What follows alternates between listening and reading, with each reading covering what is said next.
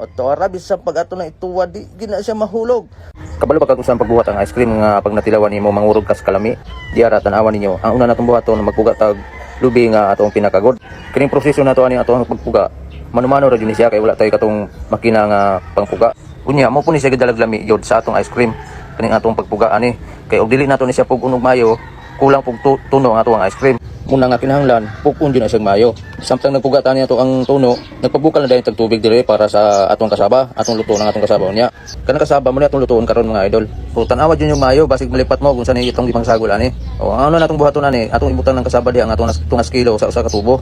Unya ang kanang usa ka tungas kilo gyapon nga kasaba adto po na sa usa ka tubo gyapon. So bali usa ka kilo ang atong kasaba diha mga idol. So katong mga mahilig sa ice cream diha ay tan-awad yun yung mayo para di mo malipat kung saan to pagbuhat.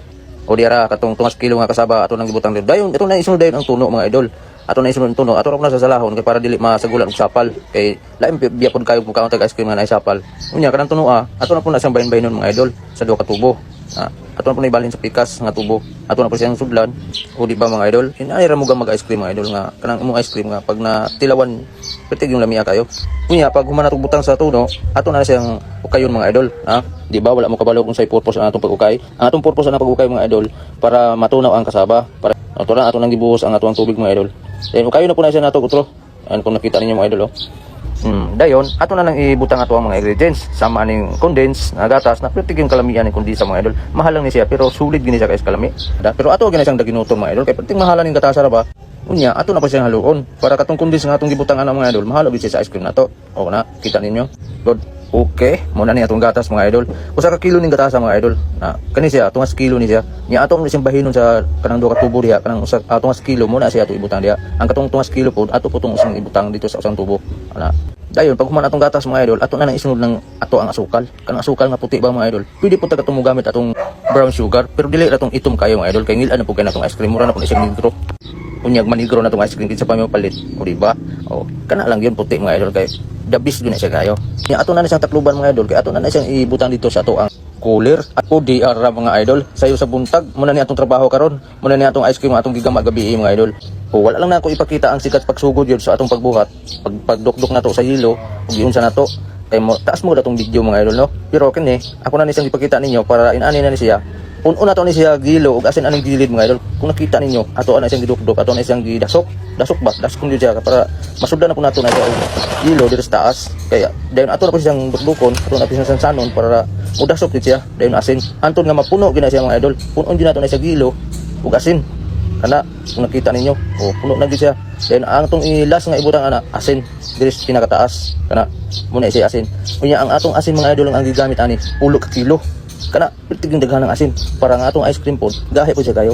Tuara mga idol, di ba? Relax ra kayo. Ana ra nakadali mga idol. Siguro mga 15 minutes, 20 minutes natong paghalo mga idol, mauna ni siya.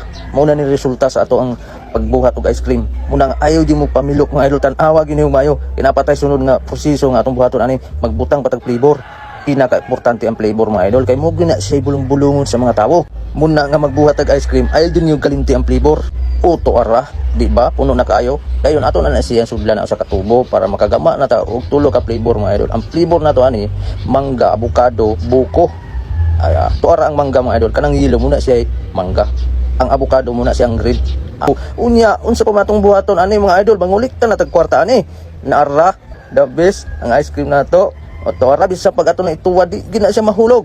Mulubo siya Okay mga idol, magbutang-butang og ice kung kasi diri sa palibot sa ato ang batilon nga ice cream mga idol no. Dayon mga idol, ang ato butangan mga ano ra, duha ka putos. Gidagmay lang. Gidagmay lang mga idol.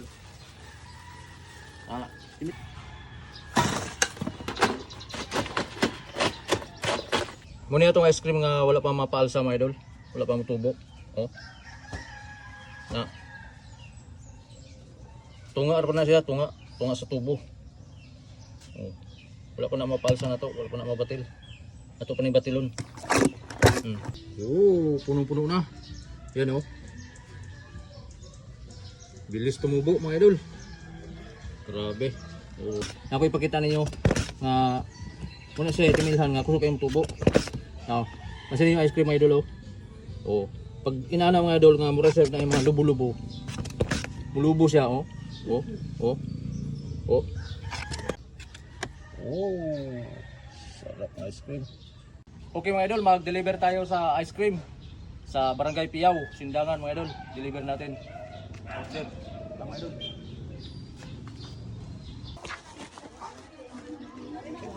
Kut ni. Sa. So karon mga idol, kuha na nato tong sudanan sa ice cream mga idol. Okay. Gibilin na nila.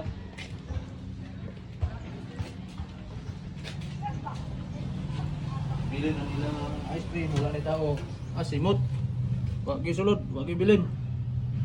Wag gibilin oh. Hilo kayo. Ayan kaya po mga idol. Kuhasan natin ng tubig para mugan-gaan.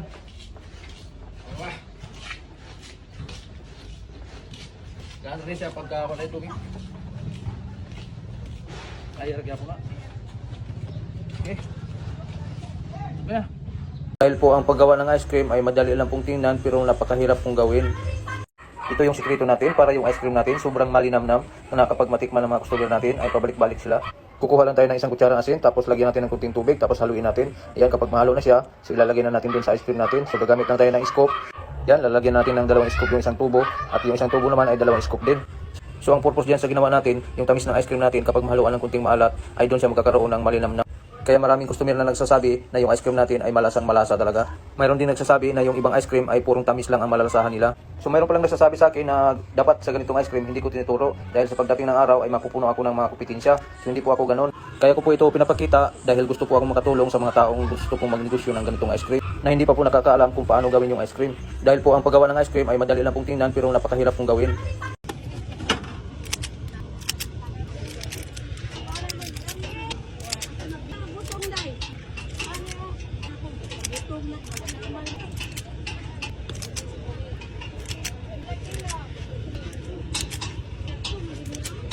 Wow. Kining lugar ha diri Sabado Linggo, diri di ko magtinda. Kay daghan man tag mga suki diri. Tanawa ko na sila oh. Daghang kay gipalit, unom kabuk 20. Unya kining bata paulaw-ulaw pag yun nga kusog man ni kayo mo kaog ice cream. Aw dawata dayon, ako ni ibalik ron. Yun mga idol, ang ganda na buhay na mano natin ngayong araw. 6 na tagti 30. Sana maubos yung ice cream natin ngayon dahil maganda yung panahon. So marami palang nag-request sa akin kung paano lutuin yung chocolate syrup, yung tinatapis natin sa ice cream natin, katulad niyan. So wag po kayong mag-alala dahil ipapakita ko po sa inyo kung paano magluto niya. Maganda naman talagang tingnan yung ice cream kapag mayroong ganyan. Hindi lang magandang tingnan, syempre masarap din.